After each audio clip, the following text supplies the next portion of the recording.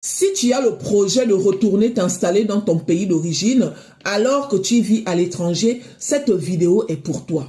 Partageons-moi cette vidéo à un maximum de personnes, histoire de sensibiliser. N'oubliez pas de liker la vidéo, histoire de m'encourager. Mes chéris, oh, mes chéris, oh, mes chéris, oh, mes chéris, oh, c'est de pire en pire.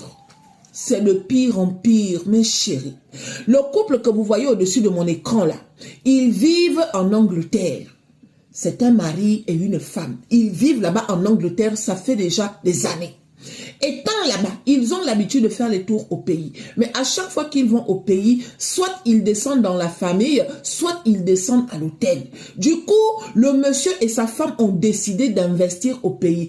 Comme ça, demain, quand on aura envie de se reposer là, on n'aura pas besoin d'aller déranger les gens, on n'aura pas besoin de dépenser notre argent dans les hôtels. Donc, mieux on commence à investir.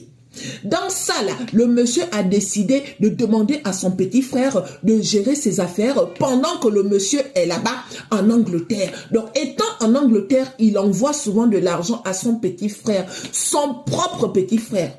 On ne parle pas du genre de petit frère que tu as ramassé comme ça dans la rue. On parle de l'enfant de ta maman ou bien l'enfant de ton papa, mes chéris.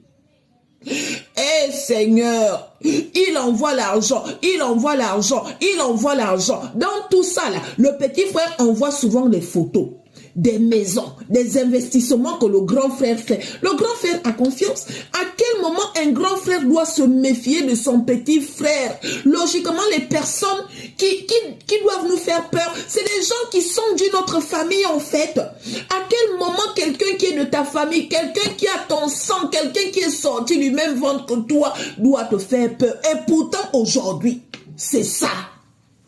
Mes chéris, aujourd'hui là, c'est ça.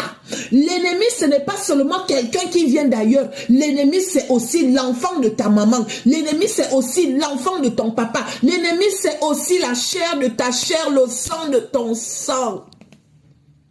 Mes chéris, ce couple-là décide de rentrer au pays, histoire de passer un peu de temps. Ils ont dit au petit frère qu'on arrive. Le petit frère a dit, il n'y a pas de souci, il faut venir. Je vais profiter à faire...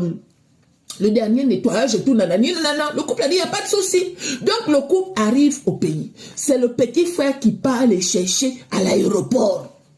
Quand le petit frère les récupère à l'aéroport, le petit frère les emmène dans un hôtel. Le grand frère dit que, pourquoi tu nous amènes dans un hôtel? Emmène-nous plutôt dans la maison que tu connais.